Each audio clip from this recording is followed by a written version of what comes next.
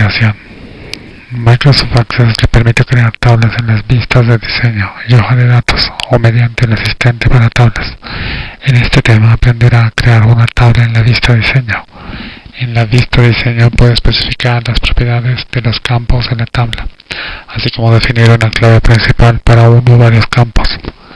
En la vista diseño también puede crear cualquier objeto de base de datos, tablas incluidas, y modificar los objetos de base de datos existentes. Sin embargo, en esta vista no puede insertar contenido ni datos.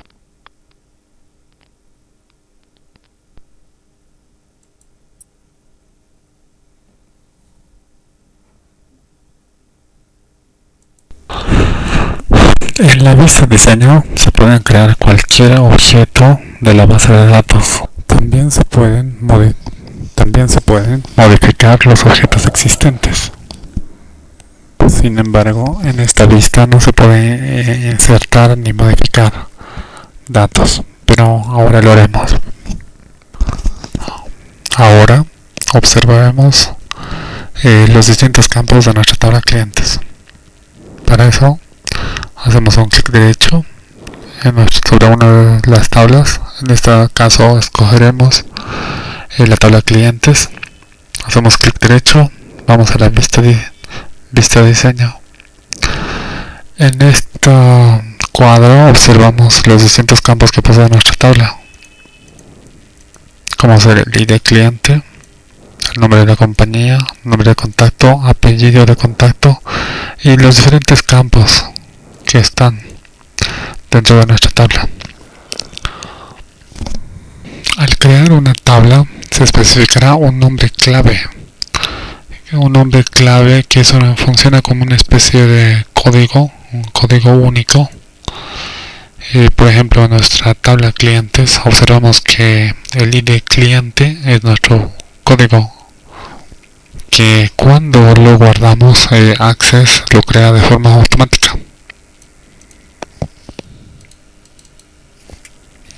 Una clave principal identifica de forma única a un registro. Puede servir para crear relaciones entre tablas, relacionándolo con otras diferentes tablas. Observamos también que en nuestra vista de diseño y de cliente, hay una especie de llave pequeña, una pequeña llave, un icono con forma de llave. Esto indica que este atributo o campo será nuestra clave principal. Será nuestra clave principal de nuestra tabla. Como también indicamos, una tabla debe tener una clave principal. En algunos casos, ciertos casos especiales, pueden existir alguna tabla que tenga dos claves, pero siempre una es la principal. Puede ser, por ejemplo, en este caso tenemos un ID cliente que funciona como una clave principal. El nombre de la compañía también puede ser una clave, pero en este caso podría llamarse una clave secundaria. Así ID cliente sería la clave principal.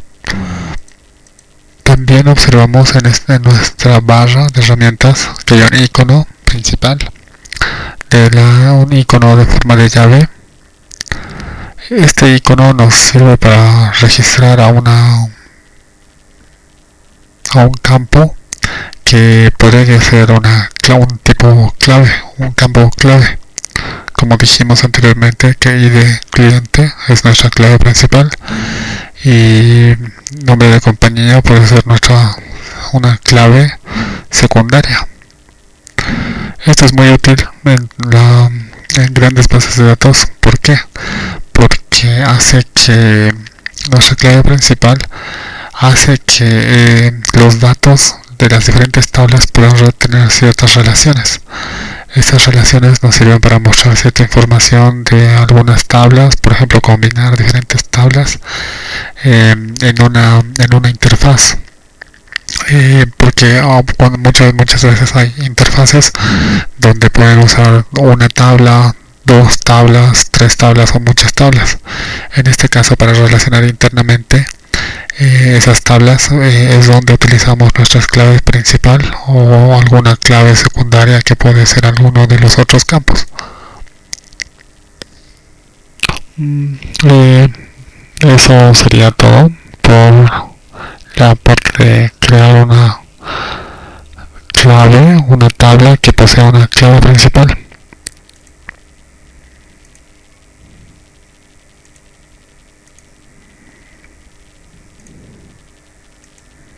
También observamos que nuestra clave puede ser otra del campo de distinto orden. No necesariamente necesita ser el primero, estar en el primer orden o como un inciso numerado número 1. No necesita que nuestra clave principal sea el primer campo.